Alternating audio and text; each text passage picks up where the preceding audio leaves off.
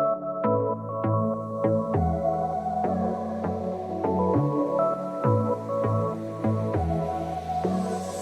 got this boy on my mind that I can't live without. Oh, his eyes are killing me.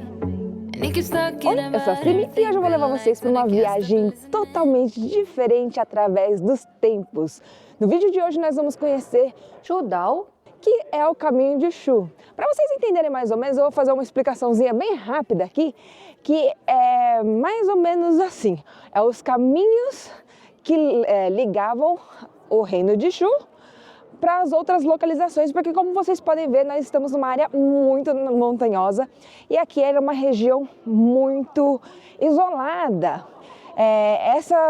Esses caminhos que nós vamos percorrer hoje durante o vídeo, ele é muito importante, principalmente na Era dos Três Reinos. E os Três Reinos, ele aconteceu depois do enfraquecimento da dinastia Han. E é um período da história muito conturbada. É um período assim onde houve muitas guerras, muitas reviravoltas, muitas traições. É meio que um Game of Thrones da China. E é essa era que nós vamos tentar levar vocês nessa viagem. E nós começamos a explorar a nossa viagem aqui de Chengdu. Daqui a pouco eu mostro para vocês o que vocês podem fazer nessa cidade, mas o porquê que é importante a gente começar a nossa história aqui. Chengdu era a capital do reino de Shu, um dos três reinos. O reino de Shu ficava no sudoeste, enquanto o reino de Wu ficava no sudeste, e tinha o terceiro reino, que era o reino de Wei, que ficava ao norte da China. Chengdu já era uma cidade economicamente e culturalmente desenvolvida, aqui já tinha uma infraestrutura boa, mesmo antes dos três reinos.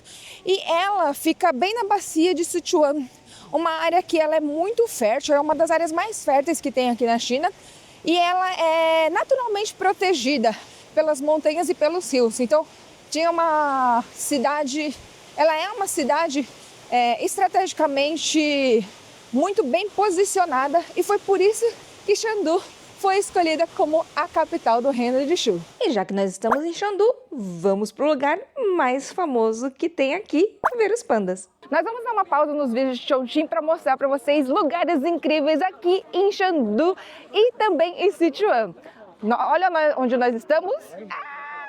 O lugar dos pandas. Vem comigo, vem comigo. Olha, gente, que bonitinha aqui a entrada. Uma curiosidade, esse aqui é o mapa do local onde nós estamos. Esse parque tem 165 quilômetros quadrados, ele é gigantesco para poder imitar o habitat natural dos pandas. Então tem alguns lugares onde nós vamos andar que nós podemos vê-los, se tivermos sortes, como se eles estivessem vivendo na natureza mesmo, sem atrapalhar a vida do dia a dia deles, né? Esse parque ele foi fundado em 1987 com apenas 6 pandas e hoje em dia existem mais de 100 pandas aqui. Então esse local aqui é muito importante para a sobrevivência, para o estudo e para a reprodução deles, né? Alguns deles estão sendo criados nessa parte mais aberta e tudo mais, para que um dia eles possam viver num habitat natural sozinhos. É um trabalho que demora muito tempo, porque os pandas eles são muito preguiçosos. Inclusive eu estava lendo que um panda, ele geralmente começa a entrar no cio com 4 anos mais ou menos, e a época de reprodução deles é de 4 a 6 anos. Só que eles só reproduzem uma vez por ano, pra vocês terem uma ideia. Esse cio começa mais ou menos entre março e maio e dura apenas 24 horas a 72 horas. Então imagina só, é um curto espaço de tempo para eles arranjarem um par para poderem acasalar e ter filhotes. E geralmente quando eles têm filhotes, eles têm apenas um filhotinho. Às vezes na natureza nascem 2, só que a mãe ela tem que ter muito cuidado com o panda, então geralmente ela escolhe apenas um para tomar conta e o outro acaba morrendo. Por isso também que a espécie ela está em extinção, por ter esses pequenos, como chama? Não é bem imprevistos, mas é muito difícil. Geralmente quando a mãe tem um filhote, ela cuida do filhote por mais ou menos uns 2 anos até que ela deixe o filhote viver sozinho. Então, durante esses 2 anos, ela não acasala de novo e, como eu falei para vocês, o período geralmente de cio é entre 4 a 6 anos. Um panda geralmente dá 1 ou 2 crias na vida. Então, bem complicado isso, né? Gente, aqui é a fila para poder ver os 2 pandas super famosos desse local, mas tem 2 horas de fila. Então nós vamos tentar andar para outros lugares para ver alguma outra coisa. Porque aqui, além dos pandas, tem os pandas vermelhos também. Olha aqui, ó. Sam me disse que parece fake, ó, porque não mexe. Mas eu estava lendo que os pandas, eles dormem de 10 a 16 horas por dia, principalmente depois que eles comem alguma coisa. E aqui no parque você vai andando por esses caminhos, ó, e em alguns lugares vocês conseguem ver alguns pandas, tá vendo? Ali tem um pequenininho dormindo ali em cima da árvore, ó. Deixa eu tentar vir aqui para vocês verem. Ah, que bonitinho! Parece um ursinho.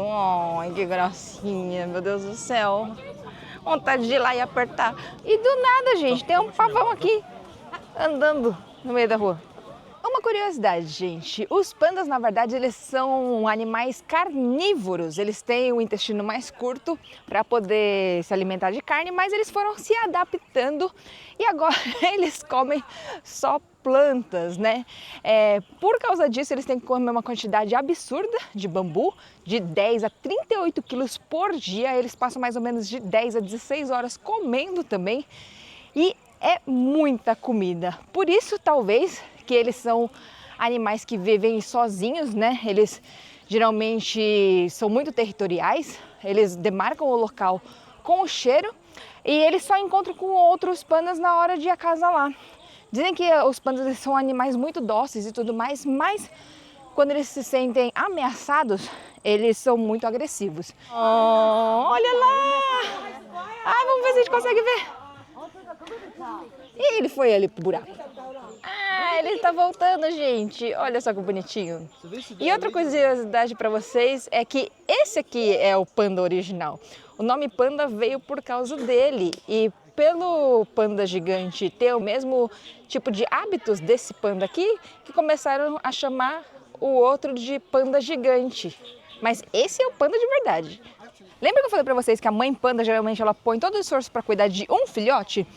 A taxa de natalidade para ter gêmeos aqui nesse parque ele é mais alto porque eles estão em cativeiro. E para que esses pandas sobrevivam, eles trocam os filhotes de vez em quando para que eles tenham a mesma atenção da mãe e eles consigam aprender e sobreviver também. Super interessante isso. Na natureza isso não ocorre, geralmente um dos dois morre. Outra coisa interessante é sobre os pandas vermelhos. Na verdade eles não são ursos, eles são considerados carnívoros, mas também como os pandas gigantes, eles complementam 90% da sua dieta com bambu. E o nome panda, ele é originalmente dado para esses pequenininhos que vêm do Nepal, Ponha, e aparentemente significa devoradores de bambu. Então por isso que esse é panda e o outro também é panda gigante. E outra curiosidade para vocês, os pandas gigantes e os pandas vermelhos, eles têm o dedão falso, que na verdade é uma extensão do osso do punho, que facilita com que eles segurem os bambus. Quando eu morava no Japão, o pessoal falava que os japoneses eles não têm medo de cemitério, mas eles têm medo de bambuzal porque os espíritos ficam no meio dos bambus. Será? Isso aqui deve ser super sinistro durante a noite então, né? Mas é bonito, ó. Próxima parada é o Templo de Uhu, um dos pontos turísticos mais famosos de Chengdu. O único templo onde uma figura de um imperador e um ministro são homenageadas juntas. Nesse templo é capaz de encontrar um mausoléu de Liu Bei, que foi o imperador e o fundador do reino de Shu na Era dos Três Reinos. Mas originalmente o templo e o mausoléu eram duas coisas separadas. O templo foi construído depois da queda dos Três Reinos na dinastia Jin, a dinastia que sucedeu os Três Reinos. Ele foi construído em homenagem ao ministro e general Zhuge e depois foi ampliado englobando o mausoléu de Liu Bei para simbolizar a relação próxima e o respeito mútuo entre Liu Bei e Zhuge Liang. Eles dizem que se você encostar aqui na cabeça da tartaruga, isso te traz boa sorte. Então, vamos fazer bastante carinho para poder trazer bastante sorte para mim e para vocês, né, que estiverem assistindo. Então, vamos lá. Para vocês também, hein, gente? Ai, gente, eu acho que eu vou entrar num lugar que eu amo. Eu amo. Eu não sei como que eles chamam isso aqui em chinês, mas em japonês a gente chama de bonsais. E geralmente eles têm esses jardins com bonsais incríveis. Eu queria comprar um desses, mas é muito caro, gente. Vocês não têm uma noção para poder colocar lá em casa. Olha como que ia ficar lindinho isso na minha varanda. Você gosta também de bonsai? Não, vem a pergunta, né? Você que está me assistindo gosta de plantas?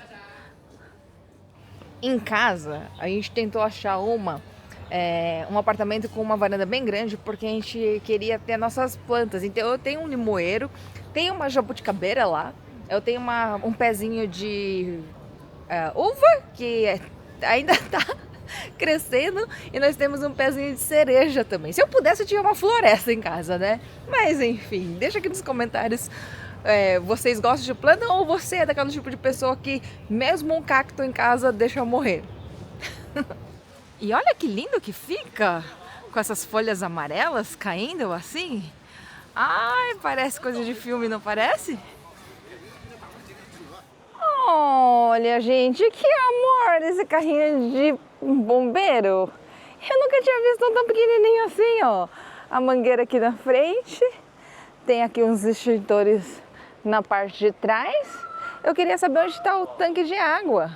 Mas olha, tipo um off-road, né? Que bacana isso. Ah, conecta aqui, ó, tá vendo? Zhuge Liang é muito conhecido pela sabedoria, pela inteligência, pela estratégia militar dele, pelos ensinamentos confucionistas, e ele também é conhecido por vários feitos. Eu estava lendo assim um pouco sobre ele. Foi dado a ele a invenção de umas lanternas de papéis que sinalizavam, né, quando os inimigos estavam chegando. Ele também é famoso pela estratégia da cidade vazia. A história da cidade vazia é contada no Romance dos Três Reinos. Durante uma campanha militar, Zhuge Liang se viu em uma situação perigosa. Ele estava em uma cidade com poucas tropas disponíveis enquanto o exército de Sima Yi marchava para atacar. Zhuge Liang sabia que ele não ganharia uma batalha direta, então ele mandou abrir os portões da cidade. Pediu para que alguns soldados se vestissem como civis, como se a cidade estivesse apenas em mais um dia tranquilo. Zhuge Liang subiu até as muralhas e começou a tocar calmamente seu instrumento musical, como se ele nem soubesse que um ataque estava por vir. Sima Yi, olhando toda aquela situação e sabendo quão bem estrategista era o general Zhuge Liang, suspeitou que aquilo era uma emboscada e que a cidade estava fortemente armada, então ele retirou suas tropas, abandonando o ataque. Se Sima Yi tivesse atacado, eles teriam ganhado, mas Zhuge Liang conseguiu vencer a batalha sem perder nenhum homem, apenas com a psicologia. Gente, olha só que lindinho! Nós agora estamos aqui em Chengdu, em Quanzai Alley. Esse lugar foi construído em mais ou menos 1644 para servir de local residencial para os soldados. E ele foi mantido para poder conservar a história e conservar a cultura do local. Quanzai Alley, ele é constituído em 3 ruas, né, principais. Tem uma mais larga, uma mais estreita. E é muito lindo vocês andarem por aqui. Deixa eu mostrar um pouquinho para vocês.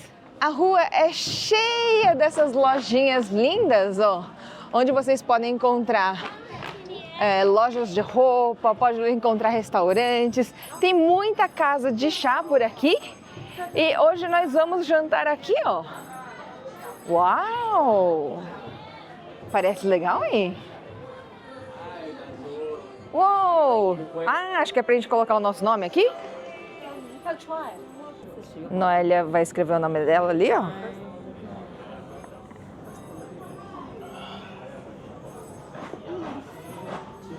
Vamos colocar aqui o meu nome.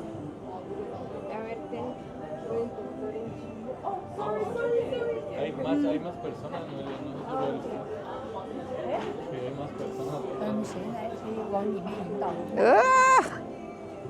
So hard. Olha, gente, que a gente ganhou uma sacolinha aqui com presente. Deixa eu abrir para mostrar para vocês. Olha, gente, que bonitinha. A Huahua. Geralmente, quando vocês veem a Huahua, ela tem a florzinha, ó. Muito fofo, né? E eles também deram aqui, ó, um ursinho que você aperta a mãozinha, ó. E aí ele consegue ficar agarradinho. Ah, tá gostosinho. Gente, olha só. Temos aqui algumas bebidas locais. E essa aqui, ó, tem 4,1%, o que é pouco, né, geralmente para as bebidas chinesas. Mas nós vamos tentar pegar aquela garrafa ali que parece que tem um pouco mais. Agora, olha só essa garrafa, que linda. Eu não bebo álcool, né, vocês sabem. Mas essa aqui tem 52% de álcool. Eles têm essa daqui, ó, que é feita de ameixa. Essa aqui tem 12% de álcool. Cheira bem doce, assim, sabe? Eu não vou experimentar porque realmente eu passo mal, mas cheira bem. Talvez eu experimente um pouquinho, então. Eu já resolvi experimentar porque esse negócio cheira muito bom.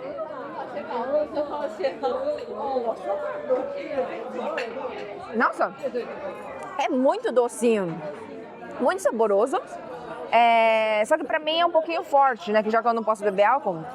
Mas com certeza é uma bebida assim que eu acho que se eu pudesse beber, eu beberia. Hoje tem tanta comida diferente na janta que eu nunca vi na minha vida. Depois eu tento mostrar um pouquinho mais pra vocês.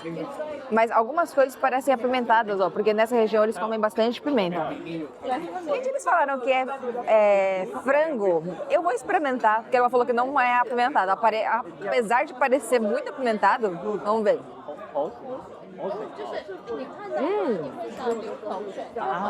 Ele não é apimentado, mas ele tem aquela pimenta de Sichuan que faz a boca dormir um pouco. É bem saboroso. E eu fiquei assim, admirada porque a cor é muito vermelha, mas realmente não é apimentado. Eles têm pimentões aqui, ó. E tem também uma carne. Essa carne aqui eu não sei, parece apimentada, né? Vamos pegar uma para experimentar. This one is spicy. No? Sweet? Gente, de acordo com a Noelle, isso aqui não é apimentado e é doce. Vamos ver. Também nunca experimentei na vida, ó.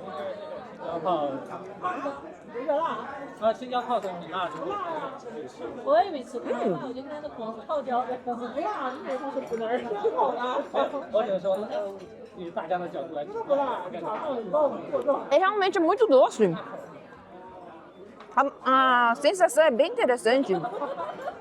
É como você começa um churrasco, só que ela parece que tem tipo uma farinha meio adocicada em volta. Acho que tem mais gosto de páprica, talvez. É bom, muito bom.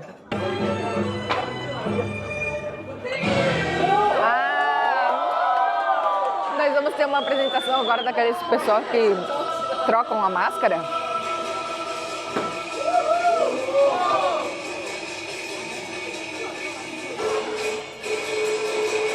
Que a gente tem que prestar atenção, porque eles trocam a máscara muito rápido, nem dá pra perceber.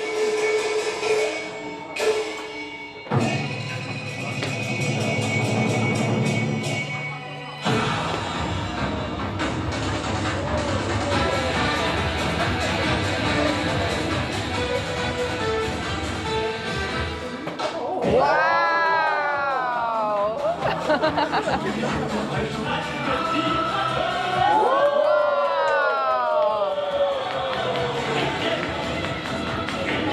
Gente, eles me deram um pouquinho daquela bebida de 52%, porque eles falaram que é tipo a melhor bebida que tem aqui em Sichuan. Então vou experimentar um pouquinho, né? Mas vamos ver.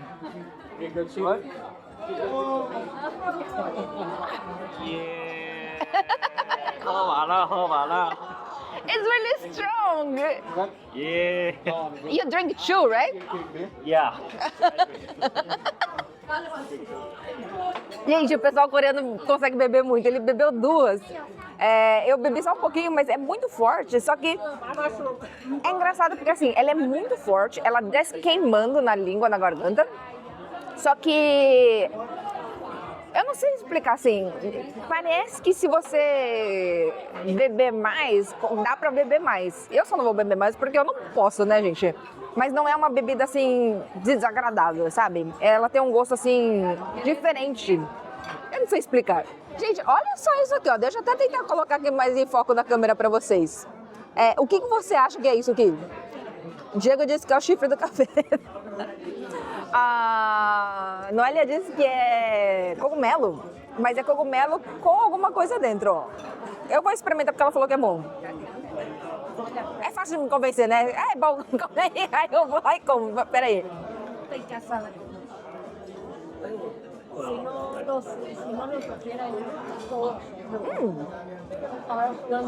É bem gostoso mesmo.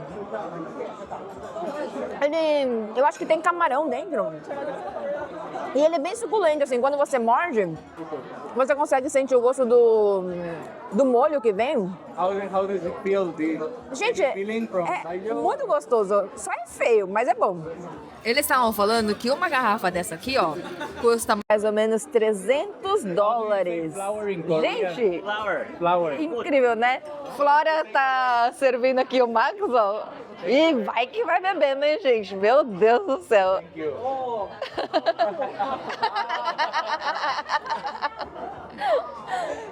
How did you know that? How did you know that? Korean manner.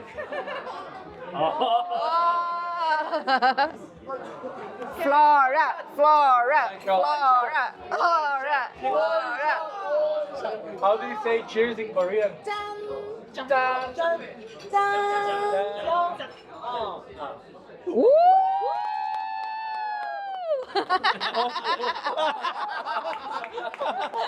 Don't burn your eyes. Oh, thank you. Gente, os coreanos conseguem beber muito. Aquela mesa ali tá um fervor que só vocês têm uma noção. Caramba!